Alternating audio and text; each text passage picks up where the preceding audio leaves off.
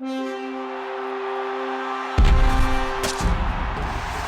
I'm Hub Arkus, the publisher and editor here at Pro Football Weekly, and once a week I get all the guys together, all our writers and editors, and we run our version of the No Huddle. We take one of the hot topics of the day and go around the office, letting everybody weigh in on their thoughts right off the cuff. And the question this week, which wide receiver in the NFL in a great year for wide receivers has been the most valuable to his team? Well, the NFC North receivers come to mind, Calvin Johnson and Brandon Marshall. I think they've both played outstanding this year. It's easy to go to Calvin Johnson, Brandon Marshall, guys like that first, but I'm going to go with Reggie Wayne of the Colts. This is a guy that in his 12th year is on pace for a career year. He's on pace still for career highs in catches and receiving yards. He's been an invaluable resource for a rookie quarterback. He's been the heartbeat of that team. He's been a respected veteran leader in the locker room. I think that you take him out of the equation, that Colts offense is not going to have nearly the success that they've had. I think he's a big part of the reason they're having success this year without their head coach. It's Percy Harvin. You got to stay in the division, look at the team that loses the most when he's not on the field.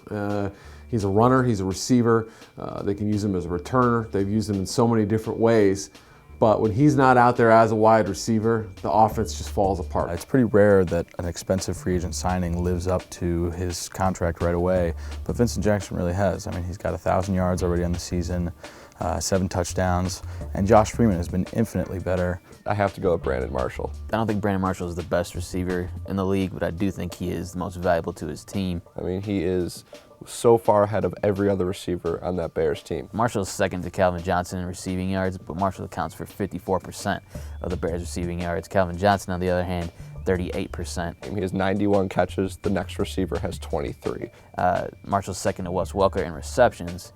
He's made up 42% of the completions the Bears have. Wes Welker, on the other hand, only 31%. So you can see in the numbers just how big of a factor Brandon Marshall is and how important he is to the Bears' offense. I'm going to go with Calvin Johnson by the slimmest of margins over Brandon Marshall. I fully recognize the value of Calvin Johnson and the Lions. He's outstanding, but with him playing great the last 2 years, they're either 10-6 or 4-8. I just think Calvin Johnson on his best is a guy that can carry a passing attack. To me, you've got to flip a coin between him and Brandon Marshall, both indispensable. So, in honor of Hanukkah, I'm going to spin this coin like a dreidel.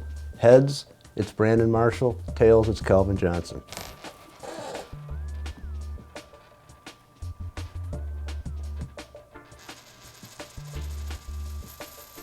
Brandon Marshall.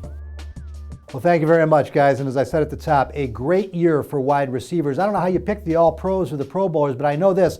Brandon Marshall means more to the Chicago Bears than possibly any player in the league means to his ball club. Where would that 30th ranked offense be without Marshall? He has to be my pick on this subject. That does it for this week's edition of the No Huddle. For all the best in news, notes, and analysis, everything you need to enjoy the National Football League as much as you can, stay at ProFootballWeekly.com 24 hours a day, 7 days a week.